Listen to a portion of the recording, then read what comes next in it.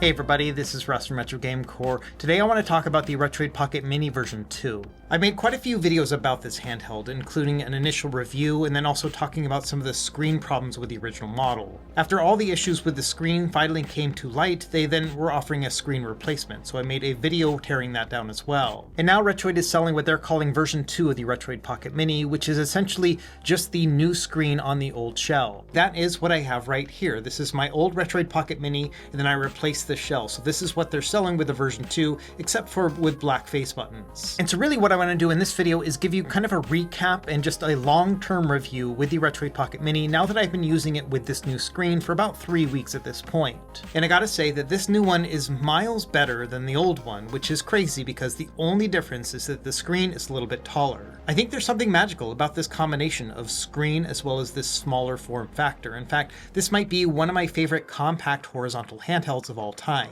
And to be honest, the whole screen fiasco with the original Retroid Pocket Mini and the rollout of all that stuff really left me with a bitter taste in my mouth about the company and then the handheld in general. And so I really was not looking forward to actually using the Retroid Pocket Mini, but then when I put the new screen in it, everything just kind of changed. And so that's what I want to talk about in this video, how I've been using it and the way I've optimized this thing to make it a really fun little handheld. This is probably going to be a pretty wild ride, so grab your favorite snack and drink. Let's go ahead and get started.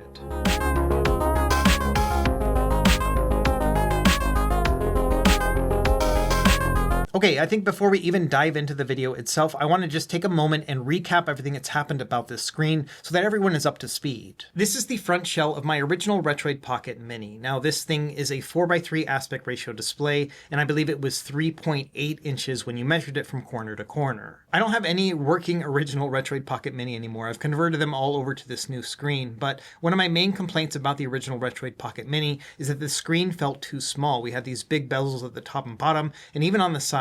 And there were some nice things about this screen as well. It was one of the only small AMOLED displays that we had on the market. However, I also made a whole video about the fact that it had all sorts of scaling issues with the resolution, that it didn't work with certain shaders, and even just playing it without shaders in some games looked really wonky. At first, Retroid said it was a hardware issue, that something was scaling incorrectly, they were going to try to fix it in the firmware, and none of that ever panned out. Instead, the community figured out that there was a different screen inside of the original Retroid Pocket Mini. Essentially, this screen went all the way to the top and the bottom. And the screen that was in the original Retroid Pocket Mini is the exact same that's in the new version 2. It's just that they had covered it up with bezels at the top and bottom to force a 4:3 aspect ratio. And in the process of going through all that work and configuring it within the software and hardware, they messed up the scaling and they basically were advertising it as an incorrect resolution. And so that was causing all those scaling issues that we were seeing previously in the other model. Now, once all that stuff came to light and Retroid had been essentially lying about what screen was inside of the device, then they kind of turned tail and they said, okay, we're going to ship out a bunch of screen replacements for everybody who asks for them. And so that's how I got my hands on this replacement right here, which I installed myself. Again, I made a whole video about that process as well. At first, the window to get a new replacement was only like 2 weeks or maybe a month, but then they expanded it even more, and now they actually have a dedicated web page for it. If you do happen to have one of the old Retroid Pocket Minis, you want to upgrade your screen yourself, I will leave that link down below. Now, the replacement process is kind of intense. I will leave my video link down below, but it even made me sweat, and I've been messing around with these devices for like 5 years. And one of the big pieces of feedback I got after making that video is that people wanted Retroid to just sell it with the screen, and that they would pay full price. They were happy to get the new improved Retroid Pocket Mini. And so that essentially is the Retroid Pocket Mini version 2. It's a $200 handheld, same price as it was originally, but with this new updated screen. Now, just in case you're stumbling into the Retroid Pocket Mini version 2 right now and you haven't seen any of the other content about it, let's go really quickly over the specs. So the CPU is the Snapdragon 865, the exact same thing found on other devices from this company, including the Retroid Pocket 5 and the Retroid Pocket Flip 2. It is an older chipset. I think it's like 4, almost 5 years old at this point, but old doesn't necessarily mean bad. Because it's a Snapdragon chipset, that means it has an Adreno GPU, which is widely compatible. So even if on paper it doesn't have quite as much power as some of its competition, it has wider compatibility, which means that you will often be able to play more games and more smoothly. The Retroid Pocket Mini also comes with 6 gigabytes of LPDDR4X RAM and 128 gigs of internal storage, and it also has a microSD card slot for expanded storage. And the display we have on the version 2 is 3.92 inches with an aspect ratio of 31 by 27. It is very close to being a square screen. And the resolution is 1240 by 1080 with a 60 Hz refresh rate. And the battery on this is 4000 milliamp hours. I found this gives me on average somewhere between like 6 and 8 hours of battery life depending on what I'm playing. As far as connectivity, it's got Wi-Fi 6 and Bluetooth 5.1, and this new version 2 is also updated in terms of Android version. So this one is now running Android 13, unlike the original which had Android 10. And then finally, one other feature worth noting is that the Snapdragon 865 chip is actually capable of booting into Linux instead of just Android. I will show that off in this video. Now, one drawback of the Retroid Pocket Mini version 2 that they're selling right now is that it only comes with one single color. It's going to come in all black. One of the big draws of Retroid Pocket devices is that they usually will offer a variety of colors, but with this version 2 of Retroid Pocket Mini, which I think is just really there to get rid of extra stock, they are only offering that black color, which is kind of a bummer. So the way I want to organize this video is to talk about, some of the features about the Retroid Pocket Mini that I've really enjoyed over the past few weeks and why I've been enjoying it so much. And I think number one has to do with its smaller size. It is quite a small handheld, all things considered, especially given the amount of power and the size of the screen. To give you some context, it's about the same width as a PSP. It's a little bit thicker because it has ergonomic bumps on the back, but yeah, it is very similar in just size and overall feel as that old school PSP. As an example, here's my iPhone 15 Pro non-Plus model. So this is the smaller iPhone size, and you can see that, yeah, it's almost about the exact same size as well. So it is a very compact handheld. And as far as horizontal handhelds go, it is quite a bit smaller than a lot of the competition. Here's the Retroid Pocket 5, which you can see that, yeah, is quite a bit bigger. This one has a wider aspect ratio screen, still a really nice compact handheld, but the Mini is a lot smaller. One handheld that is pretty similar in size is the Anbernic RG406H. Now, this one is a little bit wider, but not by much, and it's about the same thickness as well because it does have ergonomic bumps. So I'd say among the compact and more powerful handhelds, these two are pretty much neck and neck, but the Mini is still smaller and also has a larger screen that's AMOLED with a higher resolution and is also more powerful. So this is definitely one of the highlights for me, in the fact that it is a small compact handheld that still feels very ergonomic and comfortable to hold. It's got these bumps on the back that really just mold to my fingers really easily. And so I've really enjoyed playing longer game sessions on this, provided that it's more like retro game focused. The control layout of this is D-pad centric, as you can see. So for the most part, I have mostly only been playing D-pad style games, so my thumbs are right here, very comfortable. It's also pretty comfortable to use it with a single analog stick as well, so I have been doing that pretty frequently. For example, one of my favorite games to play on this device are arcade games. This is not a handheld I would recommend for twin stick shooters and modern games, just because the control scheme layout is a little bit awkward, and then also this screen doesn't really benefit when it comes to playing modern games anyway, just because it's not a widescreen display. And so it is a bit of a niche handheld in terms of the types of games you're going to want to play, both from a control scheme, but then also the screen itself and how it all plays out. And speaking of screen, let's talk a little bit about this one as well. So I'm still in love with the display on this device. Number one, it's an OLED panel, which means the colors really pop. We have this beautiful contrast ratio, and then also the blacks are super dark and deep.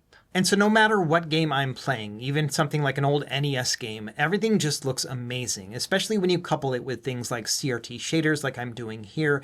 It is a beautiful visual experience. The screen is also very versatile. It gets very bright and super dim. So at max brightness, you can see it is blindingly bright. You can even play it outdoors. When it comes to minimum brightness, it also gets super dark to the point where you can basically not even see it right now. This means it's a really good handheld to be able to play in the dark and a pitch black environment. It is just perfect for that level. For my part, I usually just play it at a 40 or 50% brightness, and that's it. So yes, just in general, from the specs, I love this screen. It's a high resolution. We have these really nice colors to it. It gets super bright, super dark. So I've got no complaints about the screen in this new version 2. And later in this video, I am going to talk about each of these systems and how I personally play them, so you can see my settings configurations. Now, we've already talked a little bit about the controls, but a couple other highlights for me are the fact that it has analog triggers. This means when you play things like GameCube, which is definitely powerful enough to play on the system, you will be able to have that full analog input, so it's great. I also really like the D-pad, which is kind of like a PS Vita style D-pad, so nice and clicky, one of my favorite D-pads on any handheld, really. The analog sticks are also excellent. These are Hall sensor sticks, and they have a good amount of range to them as well. They don't stick out too much from the case either, and so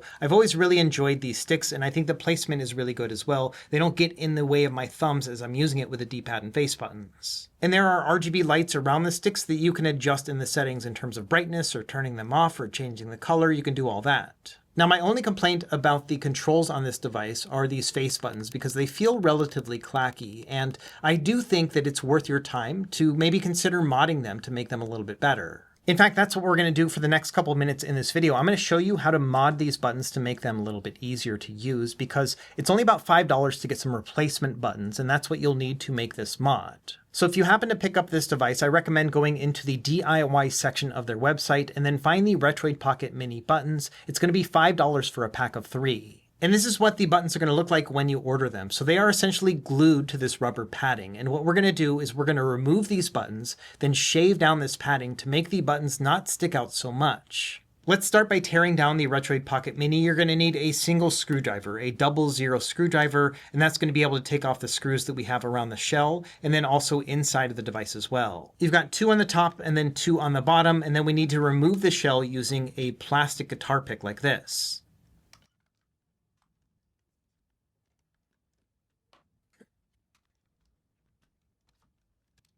And then once you've got it opened up, we want to focus on this side right here, which is where the buttons are. So next we want to remove this trigger button by just pulling it up. And then this housing right here has 4 different screws on it. So we want to remove all of those. And then from there, you can just remove this part. And now we're actually almost there in terms of getting to the buttons. There are 2 ribbon cables we need to detach. We have the shoulder buttons here, and then also we have the analog stick. Before that, I would recommend popping off this stick cap right here so that you can pull out the stick underneath. Once they're unlatched, we just need to remove the analog stick itself, which is going to be 2 screws, same screwdriver. After that, there's an analog stick housing with 2 more screws, and that's it. The board itself is not screwed in other than right here. Now, there's also a ribbon cable right here, and you can either pull that out or not. I recommend keeping it in if you can. So what I do is I just pull from this side to open it up and expose the buttons. Now, theoretically, at this point, you could just pull out your buttons thing, make an adjustment to the rubber membrane, then put them back. The problem is that if you cut it too much and you make a mistake, then that's all you have. And so that's why I recommend spending that $5 to get those replacements, because with 3 additional button packs, that means you can make 3 additional mistakes. And so we're going to use this set right here as our first guinea pig. So number 1, we need to remove the buttons. And like I mentioned before, you just kind of have to carefully peel them off. What I usually do is I just kind of put my thumb right underneath it here and try to make a little bit of a hole and then just pop them out like that. So you can see there's a little bit of like glue residue in the top of the thing, but that's fine. We're actually going to shave this down so you won't even see that. Ideally, we don't want any residue on the bottom of the button. So if you see anything like this, I would recommend trying to scrape it off with your fingernail. The idea here is to try to get this button as flush as possible. So just try to scrape off any residue and you should be good. And after that, just go ahead and try to do that for all of the other buttons as you go along. Now, at the end of the day, it's the rubber membrane that we actually need. You can change out the buttons to whatever you would like. So if you have a certain color pattern that you prefer over the others, then use those. But the trick here is to adjust the rubber membrane to make it a little bit easier to use. Now, I don't really have the proper tools to do this. You would probably want to have like a scalpel and you would want to just like shave this off with like calipers and make sure it's absolutely perfect. What I generally will use are these scissors right here. These are like from my wife, but they are really kind of small and super sharp and pretty precise. So this is what I've been using to make my mods. If I can find a link for this on like Amazon, I will leave it linked down below. Now, essentially all I do is I try to shave off as little as I can with these scissors themselves. So I just kind of try to line it up and then I just snip it off. I don't want to do it on camera because I'm going to screw it up while talking, but that's the idea, is to just kind of try to get it shaved off as little as possible, because if you don't shave off enough, you can just shave a little bit more. If you shave off too much, then you obviously can't go back. So if you look at the distance of this little rubber thing right here, what I usually try to do is shave it off by 1/3. That usually helps me the most. And if you do happen to shave too far, it's actually not the end of the world. You can add tape to these and make it even a little bit better. Another thing to think about when you cut this is that you want it to be as straight as possible. If you cut it at a curve, that means the button might actually curve in the housing as well. So try to get it as straight as possible too. So I'm going to go ahead and cut mine right now, and hopefully you can see a little bit of the process as I do it. Okay, so here's the first cut that I've made. It's not perfectly straight, but it is pretty close. I'll have to trim a little bit on the inside just to make it a little bit squarer, but you can see that this is about as much as I cut off, so not a lot altogether. And sometimes you can get it in just one cut right across. That's awesome, but other times you have to kind of shave around till you get it to the right length.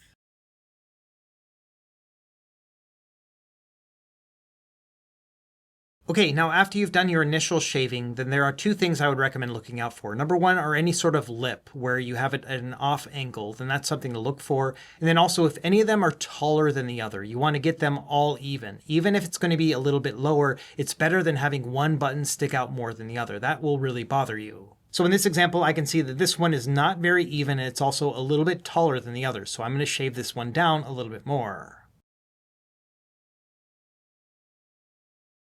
Okay, so at this point, I'm pretty happy with it. You can see it's not a perfect science. Like, it's not perfectly straight. I had to do, like death by 1,000 little nicks. But yeah, I'm pretty happy with this. It's all about the same height altogether, which is pretty nice. And yeah, I've shaved off about a third from each of them.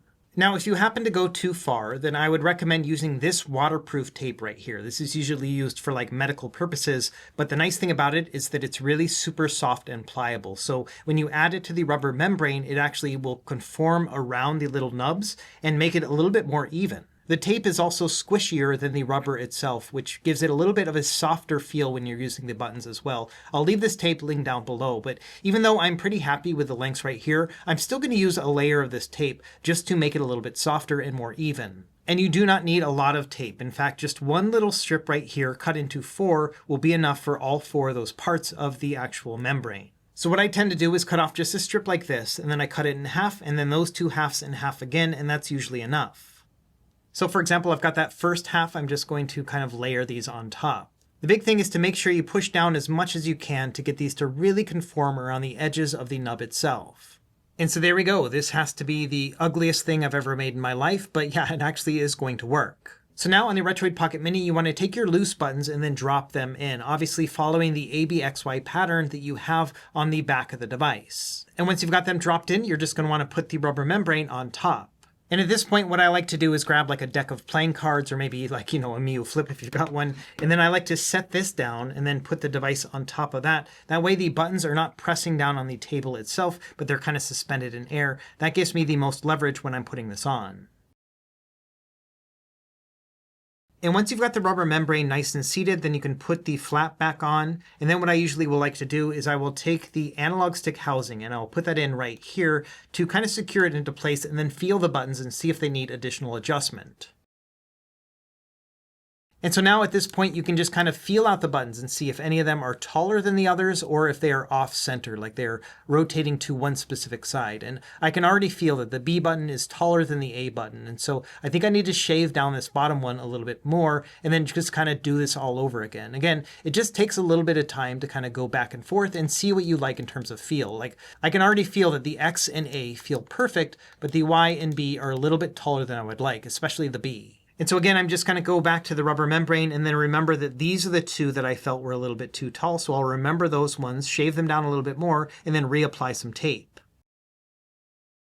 And one last thing to keep in mind, if you shave it too much, and even if a single piece of tape is not enough, like it feels like it's bottoming out too much, then add a second layer of tape on top of each of these. So you can kind of start to build it back up if you need to. And so with my second shot right here, I can feel that, yeah, these are all about the same. The B button is still a little bit taller than the others, but it's definitely something that I can live with. So I'm just going to leave it at that, and I think I'm happy with this result. So now it's just a matter of doing the reverse process of putting everything back the way it was. While you're in here, one other thing worth noting, if you have an SD card slot that doesn't really fit flush with the device, it's probably because this little piece of foam right here is sticking all the way out to the edge and it's pushing against the SD card holder. So what I've done here is I've just taken my little scissors and I've just cut off a chunk of it right here. It's not going to damage the device or anything, but this allows the SD card slot to actually work. Okay, so that's how I have personally been fixing my Retroid Pocket Mini buttons, and I think it's a night and day difference between the feel of them here. They're still a little bit clacky, but a lot softer than they were before, to the point where I find it a lot more enjoyable to use this handheld. I think that ideally Retroid would sell additional rubber membranes. They call them like, I don't know, softer style or something, and they had a lower height to them. That would be amazing. I think a lot of people would really enjoy them. But as it stands right now, the modding method that I just showed you seems to be the best way to fix it. Okay, now that we talked about a lot of the hardware stuff, let's talk about some of the software and how I specifically use the Retroid Pocket Mini version 2. Now, if you've never set up a device before, I have an Android handheld starter guide. I would recommend starting with that in terms of knowing what emulators to install and how to set up a front end and all that other kind of stuff. Now, I've already gone through and configured my Retroid Pocket Mini exactly how I want, but I want to go over some of the things that I've done. So I've organized all of my apps. You can see I have my emulators right here. Then I have the very few Android games I actually play right here.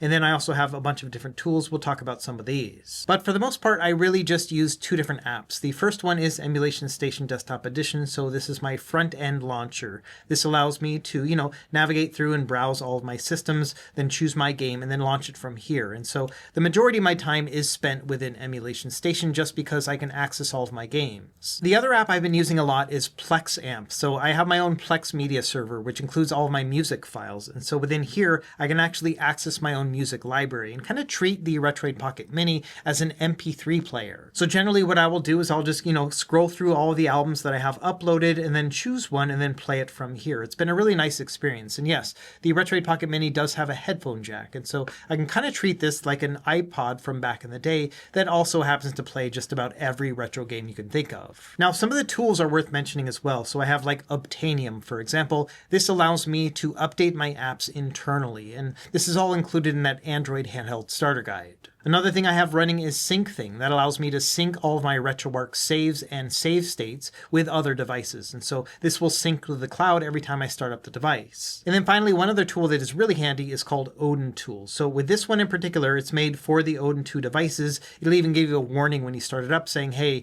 this is not an Odin 2 device. Are you sure you want to use it? But the nice thing about this one is that it has app overrides that you can set up on a per app basis, which allows you to set performance mode and fan modes at the same time. So for example, when I'm playing Dolphin and PS2, which are a little bit harder to run on the Retroid Pocket Mini, I like to put those into high performance mode. And so here you can see I have it set for high performance mode and then the smart fan mode. And so that's going to work perfectly. That means that by default, it's going to not be in performance mode when I'm playing all my retro systems, but when I happen to choose a GameCube or a PS2 game, it's going to go into high performance mode. And so it's not going to skip a beat in terms of performance. And so that's a really handy tool if you want to have everything pre-configured so you don't have to swipe down from the top of the screen and change out your performance mode on the fly. And so now I want to talk about each of the systems that I usually will play on the Retroid Pocket Mini and some of the good and bad that comes with it and some of the settings that I'm using for each one as well. Now, when it comes to Game Boy and Game Boy Color, we've got a lot of different options to choose from. And right now what I'm using is an integer scale. So this is actually a perfect integer scale, and then I'm using a border around the sides. Last year, I made a shaders and overlay guide, and that was focused more on 480p systems. But since then, people have been making overlays for other systems, including the Retroid Pocket Classic and the Retroid Pocket Mini. And so the overlay that I'm using right here, you can see the little Game Boy and then this like fake light right here. Those are taken from one of those overlays. Now, using integer scaling with Game Boy and Game Boy Color will make the image a little bit smaller to make it integer scaled, which means we'll have black bars at the top and bottom and left and right. Now, on the left and right, the overlay is taking care of them. It's showing this instead, but there are still some borders on the top and bottom, but I bet you can't really see them. And that's because with a black shell like this and an OLED display, it all just kind of fades together. And so even though there is a little bit of a bezel right here, I honestly can't really see it with the naked eye, and I like the crispness that comes here with integer scaling. And so this is what I've been doing lately with the Retroid Pocket Mini. There are plenty of other things that you could use. You could use an interpolation shader to balance out the pixels and make it non-integer scaled, or instead of using a 10:9 aspect ratio, you could just make it full screen to fill up the entire thing. It's not going to be perfectly balanced, it'll be a little bit squashed, but otherwise I think it is still a very good image. Because the screen is high resolution and very close to being square, you've got a lot of room to work with when it comes to Game Boy and Game Boy Color. Let's use Game Boy Color as our next example. So this one is also using integer scaling, and you can see I have an on-screen overlay right here, a really faint Game Boy Color logo on the right. And I think it looks really sharp and crisp, but again, maybe you want to blow it up to the entire screen. So let's show what it looks like with a full screen display anyway. So here we are with a full screen image. So this is blowing it up to the entire 31:27 aspect ratio of the screen. Not the same as 10:9, but very close. I'm also using non-integer scaling, which allows it to blow it up to full screen. And then also I'm using a Pixel AA shader, which balances out all of the pixels. And then finally, on top of that, I'm using an LCD 3X grid shader. So this is giving giving it a little bit of an LCD effect as well. And so I think this looks very good, but it's not a faithful recreation of the original Game Boy Color screen. But I really like the look of it just because it is so large. It'll really be up to you, but you've got a lot of room to work with in terms of tweaking it to your own desire. I've been going back and forth between integer scaling with that overlay and then something like this as well, and honestly, I just really haven't decided yet. But really, my big takeaway here is that Game Boy and Game Boy Color are impressively large on the screen, and they are super comfortable to play with as well because we're able to hold it like this, and so it's a horizontal orientation, and I find this to be a lot more comfortable than a vertical handheld. Okay, moving on, we have Game Boy Advance. So same thing here, I'm using an overlay and then integer scaling. So you can see I have a little Game Boy Advance logo on the bottom, and then we have the image right here. Now Game Boy Advance is a wider aspect ratio, which means you are going to have black bars in the top and bottom, and so it'll be up to you whether or not you want to have an overlay like this, which just kind of adds to the overall effect, or if you'd rather just have it just plain Jane with the black bars at the top and bottom. With an OLED panel, there's always a fear that you'll have burn-in, and so if you're only going to be playing Game Boy Advance on this machine, it's probably not good to have an overlay like this showing at all times, so it'll really be up to you and what you're actually playing. I personally do not plan on spending hundreds of hours playing Game Boy Advance on this machine, and so I think having an overlay like this is not really going to cause any sort of burn-in. Regardless, Game Boy Advance is like the other two systems in that you've got a lot of room to work with in terms of integer scaling and then using an overlay. It'll all really be up to you. And even though this is a taller screen, and so you would expect that Game Boy Advance would not look very good, I think this is actually a really nice fit because the 3:2 aspect ratio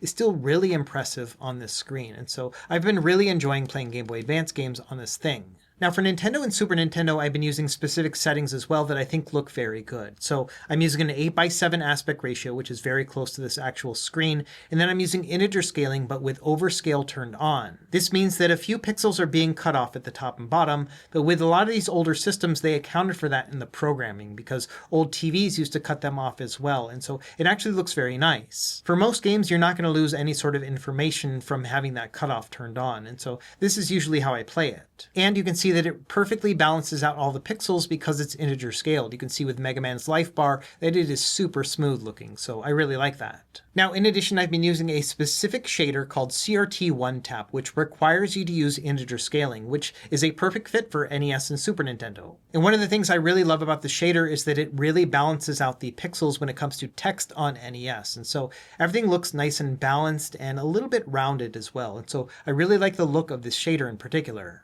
This combination looks especially good when it comes to Super Nintendo as well because it adds additional depth to the pixels, and so I think this looks really good as well, one of my favorites. And so when it comes to Nintendo and Super Nintendo and even other systems like TurboGrafx-16, these are the settings I've been using. So integer scaling with overscale turned on, 8:7 aspect ratio to fill out the whole screen, and then also I'm using that CRT 1-tap shader, which I think is a really nice balance. Now for other systems that are primarily 4:3 like Sega Genesis, Sega CD, Sega 32X, these ones I use a little bit different of settings. So what I do on this one is I set it to full. That is going to stretch it up a little bit more. It's not going to be a true 8:7, and it doesn't scale perfectly. However, there's a CRT shader that I prefer to use that will actually balance out the pixels. It is called CRT Royale Fast. The Royale shaders are usually pretty heavyweight, but the fast version is not. And so I found this one actually doesn't take up a lot of battery life, and so that's what I've been using right here. So it balances out the picture, and it actually looks very similar to what it does on Nintendo and Super Nintendo,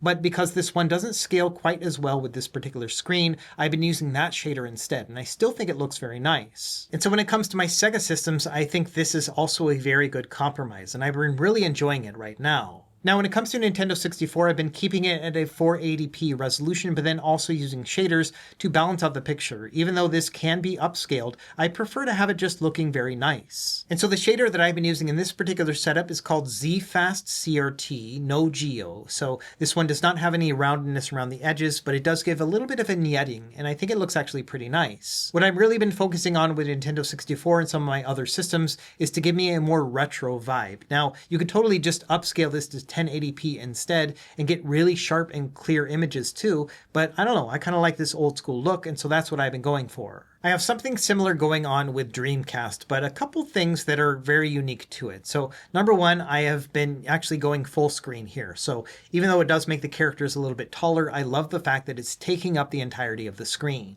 I've also slightly upscaled the graphics, so this is a 2x upscale instead of just the standard scaling. So it is a little bit sharper and crisper, but I've softened it out a little bit as well by using a CRT shader. This one is using the CRT Royale Fast shader, so that one that I was using with Sega Genesis, and so I think it's a good balance here as well. This allows me to get a really nice big screen, some sharp characters, but then also a little bit of a CRT balance to it too. Now 4x3 still looks very good as well, but it does have those larger black bezels on the top and bottom, so I've preferred just to have it full screen instead. But obviously you've got a lot of choices you can make here. And it's very similar with Sega Saturn, so I'm using that full scale aspect ratio again. And then this one is with the Beetle Saturn core, so no upscaling available, but then I'm also using that CRT fast shader from Royale as well. So I've got a nice combination here going too. And the chipset is powerful enough to be able to play with this core with most Sega Saturn games. I haven't really found any that don't work, and so this has been a really nice combination as well. And my setup here for PS1 is the same as Sega Saturn, so full screen scaling here, and then also using that CRT Royale Fast shader, which balances everything out nicely. It's obviously not a super authentic experience because it's a little bit taller than 4x3, but I still like the look of this overall. Now, when it comes to arcade games, I have been going full on with the CRT effect here. So this is the CRT consumer shader. And so what I'm doing here is actually getting a little bit of roundedness with the shader. And it's also looking very kind of soft and deep as well. Again, one of my favorite things about CRT shaders, because it reminds me of kind of sitting in an old arcade cabinet back in the day. You know, everything's dark around you as you're playing. And this reminds me of that experience, especially playing old school beat 'em ups like X-Men.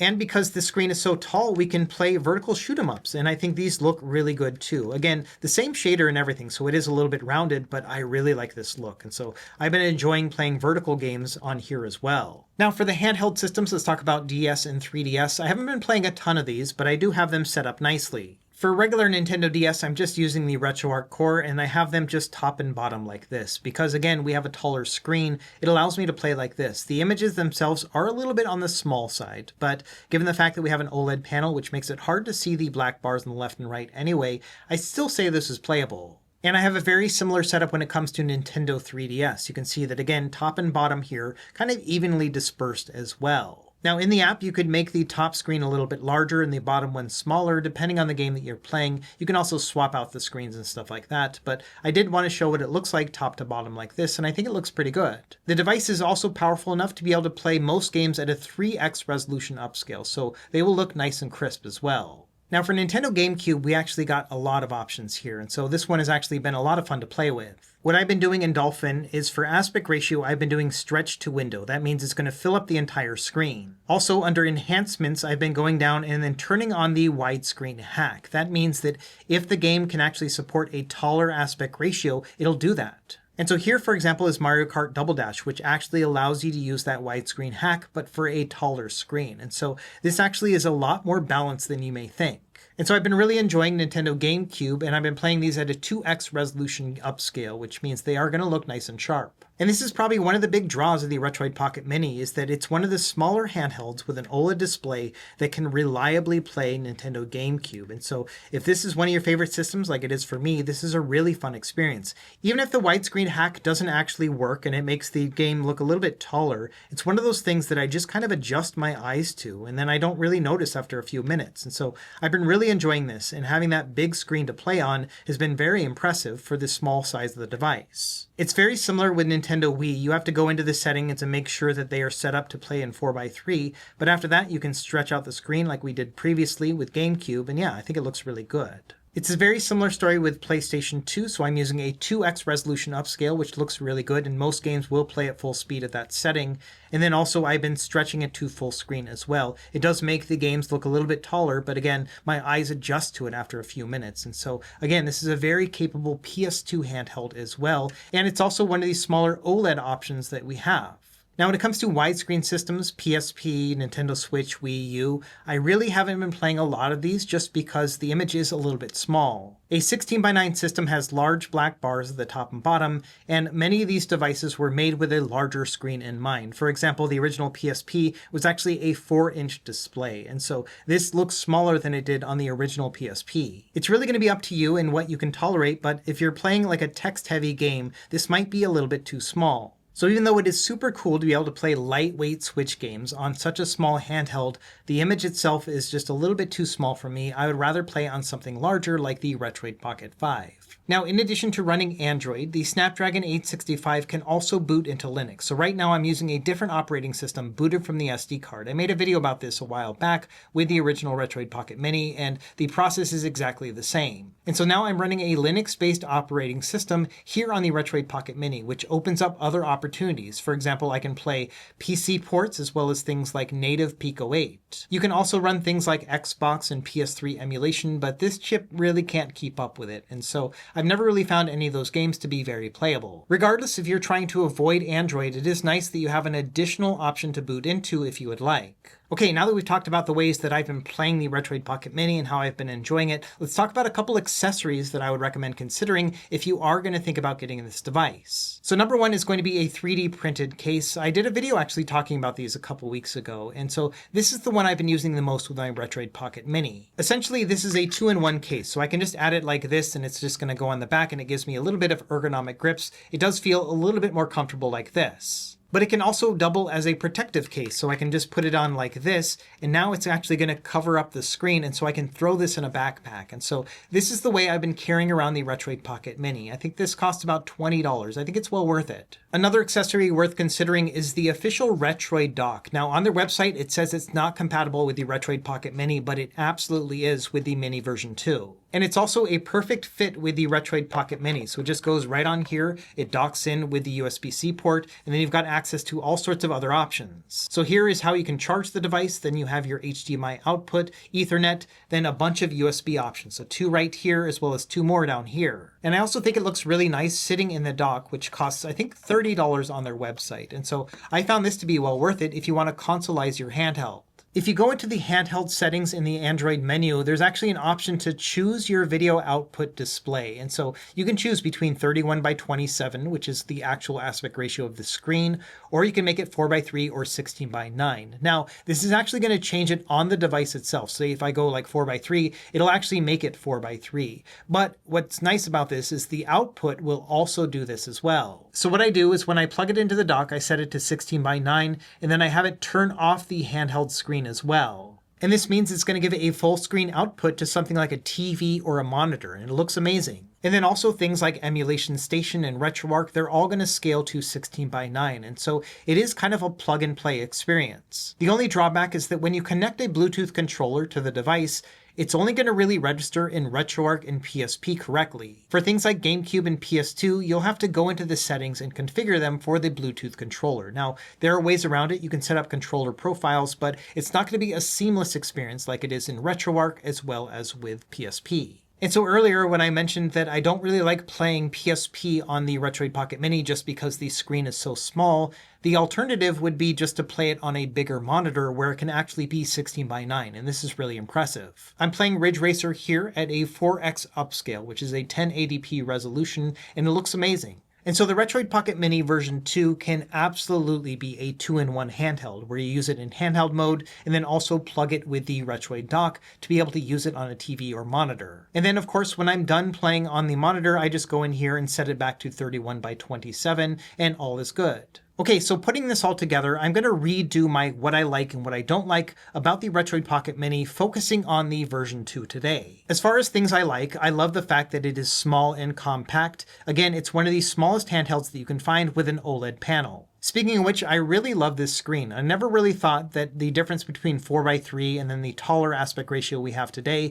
would make such a big difference, but it does. I've really enjoyed going into the settings and finding that optimal aspect ratio and resolution for each of my various systems. It's also great that this is a powerful handheld. The ability to play most PS2 and GameCube games is a really nice bonus for something so small. We've also got a lot of customization we can do with this system, including the ability to boot into Linux and just use this as a Linux handheld if we would like. It's also a very comfortable handheld for its size. I found myself playing this for hours on end and not really having any sort of hand issues whatsoever. Now, of course, it's not perfect, so one of my main complaints here has to do with these face buttons because I think they are a little bit too clacky. And I also don't like the fact that I have to go in and mod it to improve it a little bit. Now, thankfully, the mod is relatively easy. We did it within this video, but still, I would love it if the buttons out of the box were a little bit better. I also wish that the Retroid Pocket Mini version 2 came in different colors. I like the fact that it's black. I actually think that it really helps with the OLED panel, but I'd love to have other options. The glass panel on the front of the black model can get especially smudgy, and so this is one of the things that could be covered up with a lighter color.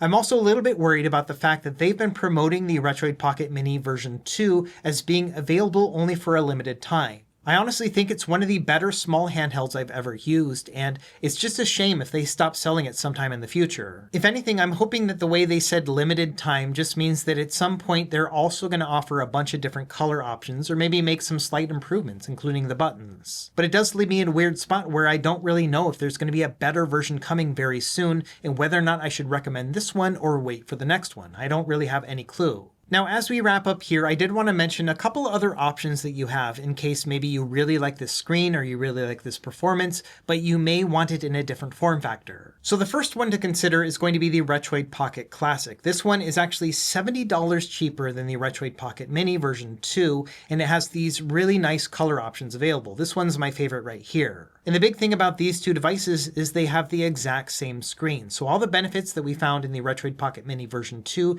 in terms of scaling and whatnot can also be done on the Retroid Pocket Classic. Now the CPU on this one is quite a bit worse than the Snapdragon 865, so you can't use all the shaders that I was showing off earlier, but many of them will work. You also have some limitations when it comes to control scheme because this one does not have analog sticks, so even though it can play things like PS2, it is a little bit hard to play on the system. But if you're really just looking for a nice Game Boy style system, then I think the Retroid Pocket Classic is really good, as long as you don't mind a vertical handheld, which can be a little bit more cramped compared to something like the Retroid Pocket Mini in the horizontal form factor. Between the two, I have been playing the Mini more, just because it can play more systems and I can use more shaders, it has dual analog sticks, and is also just more comfortable all around. So in comparison between the two, if you're trying to save money and you want this screen, then the Retroid Pocket Classic works out really well, provided you can live with its shortcomings. Now, if you're also trying to save a little bit of money, the Anbernic RG406H is still a really good handheld. It is not as powerful as the Retroid Pocket Mini, and it's a little bit bigger, but it has a really nice display as well. Not quite OLED, and doesn't have the high resolution as this one, but still, it's a 720p 4:3 aspect ratio screen, which is going to scale really well. In addition, this one has the analog stick up top, so if you would prefer to have that layout, then this is going to be a better choice. And this one retails for about $150 depending on the sale, so yeah, you can save about $50 between the two. Now, if you want the same performance but a wider and larger screen, then the Retroid Pocket 5 is going to fit that bill really nicely. This is a 5-inch 1080p AMOLED display that looks just as good as on the Retroid Pocket Mini. This one also feels very comfortable for its size and has those D-pad-centric controls. Now, between the two, I actually think that using analog sticks is easier on the Mini than on the RP5. So I definitely wouldn't recommend using the RP5 for twin-stick gaming unless you've got something like an ergonomic grip to help you out. But both these devices have the same Snapdragon 865 chip, so the performance is going to be the same, and this obviously is going to work a lot better for widescreen systems, things like Nintendo Switch and PSP. And the price difference between the two is pretty close. This one is $220 as opposed to $200 before shipping and taxes. And then finally, one other Retroid system worth considering is the Retroid Pocket Flip 2. Now this one has the same chipset as well and the same screen as the Retroid Pocket 5, so a very similar experience, but obviously in a clamshell form factor. In fact, I found that I've preferred the Retroid Pocket Flip 2 over the Retroid Pocket 5 recently, just because it's a clamshell, which means that I can close it up and it's nice and easy to travel with. And in terms of size, when it's closed up, it's about the same as the Retroid Pocket Mini, which is kind of surprising, but yeah, this does get relatively small. And then of course, when you open it up, it's bigger than all the other Retroid devices, so that's a nice luxury as well. Now in terms of ergonomics, this one is not the best. It's kind of blocky and squared off. It's just kind of what comes with a clamshell handheld. So just when it comes to pure gameplay, I think the Retroid Pocket Mini is more comfortable, but if you want something with a clamshell form factor that is nice and protected, then the Retroid Pocket Flip 2 is still a really awesome handheld. So at the end of the day, I actually really do like the Retroid Pocket Mini version 2. It's probably been my most played handheld over the past month. As soon as I put the new screen on it, I immediately saw the value in all the things that you can do with the scaling. So I've really enjoyed it a lot more than the Retroid Pocket Mini version 1, which I thought was kind of a disappointment of a handheld. And it's crazy that this one changed so much with just a new screen and then Android 13. As far as recommending this device, it's really hard to do just because I'm not really sure how long it's going to be around, and it's also hard to say that yes, you have to get the black one because there are no other color options from a company that is known for having multiple color options. I also don't like the idea of having to tell people to mod their buttons to improve the experience. I wish it was better out of the box. But if you can live with those two little gripes in terms of, availability as well as the button modding, then yes, I think this is an excellent handheld, probably one of my favorite horizontal small handhelds that I've ever used. So let me know what you think in the comments down below. Is the Retroid Pocket Mini version 2 something worth considering, or are you burnt out from the version 1, or maybe you want to wait and see what's coming next? As always, thank you for watching. Be sure to like and subscribe if you found this helpful, and we will see you next time. Happy gaming.